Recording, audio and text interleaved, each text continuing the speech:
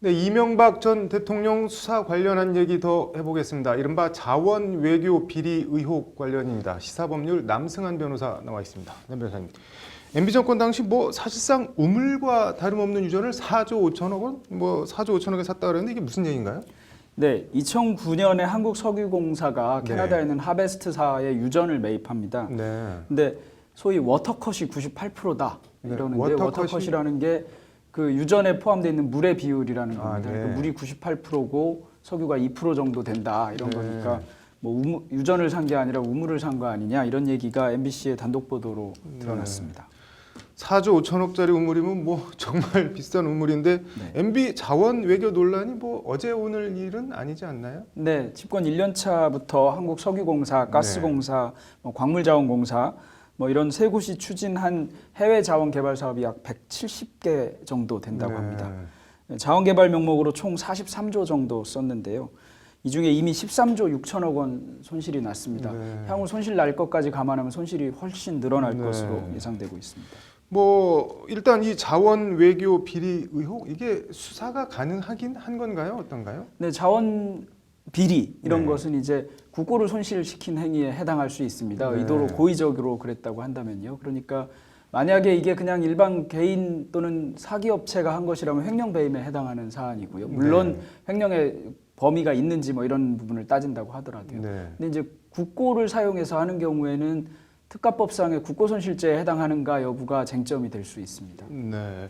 수사를 한다면은 그럼 고의적으로 알면서 이렇게 국고를 썼느냐가 핵심 쟁점이 되겠네요. 네, 일단 손실이 난 거는 맞는데 그렇다고 결과 책임만을 물어서 형사 책임까지 지우는 것은 좀 과도한 측면이 불합리한 측면이 있거든요. 더구나 우리 민법 우리 판례는 일종의 경영 판단 이론 이런 것을 도입해서 손실이 난 경우에 민사 책임도 제한합니다.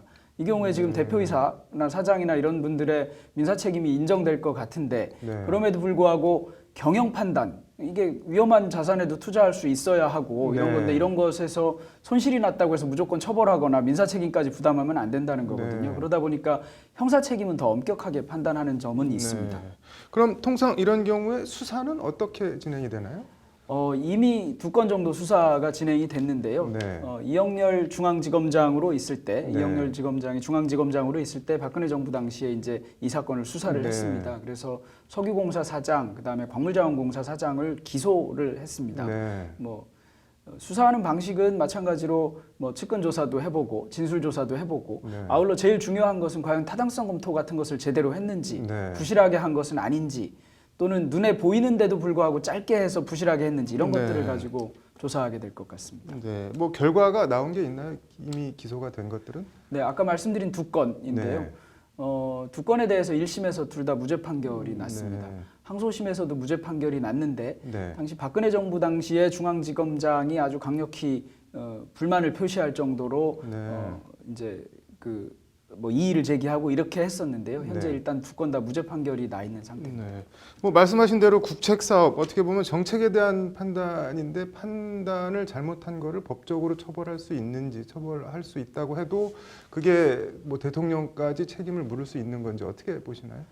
일단은 2건의 무죄 판결은 지금과 상황이 좀 달랐을 것으로 보입니다.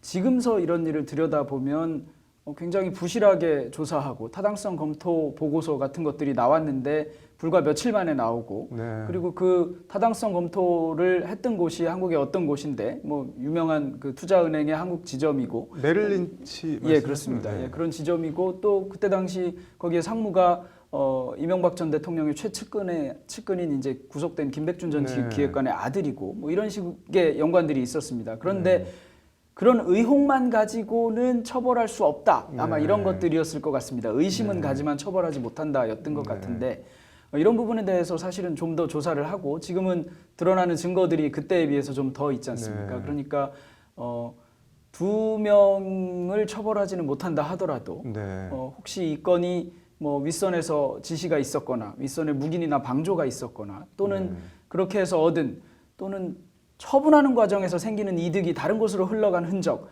이런 것들에 대한 조사가 이루어진다면 여전히 처벌 가능성은 남아 있을 겁니다. 그런데 사실은 무죄 판결이 몇 개 나오고 난 뒤에 다른 네. 사람을 또 처벌하는 수사를 하는 게 쉬운 일은 아닙니다. 네. 그럼 뭐 그때랑 지금이랑 상황은 어쨌든 다른 것 같은데 수사나 뭐 전망을 해본다면 어떻게 예상하시나요? 수사를 한다면 그때보다는 이제 증거가 네. 좀 더 있으니까 더 파고들 수 있고요. 증거는 사실은 일단 증거가 조금 확보되면 그것에 기해서 더 물어볼 여지가 생기고 네. 더 추궁할 여지가 생기면 답변하기가 어려워지고 이런 과정에서 다시 진술이 나오고 이런 그 절차를 거치게 됩니다. 그런데 네. 특별한 물증에 해당하는 증거를 못 가지고 있는 상태에서 진술에만 의존하는 경우에는 무죄 판결이 나오는 경우가 종종 네. 있는 것이고요. 지금은 이제 물증이 좀 더 드러나고 있는 점으로 보이고 그렇다면 혹시 진술도 좀 변경될 수 있지 않을까 이런 네. 기대를 해보고 있습니다. 뭐 상식적으로 납득하기 힘든 일이 반복적으로 벌어졌으면 뭔가 비상식적인 일이 벌어지게 만든 힘이나 이유가 있을 텐데 그게 뭔지 검찰이 그걸 수사를 통해서 밝힐 수 있을지 궁금하네요. 오늘 잘 들었습니다.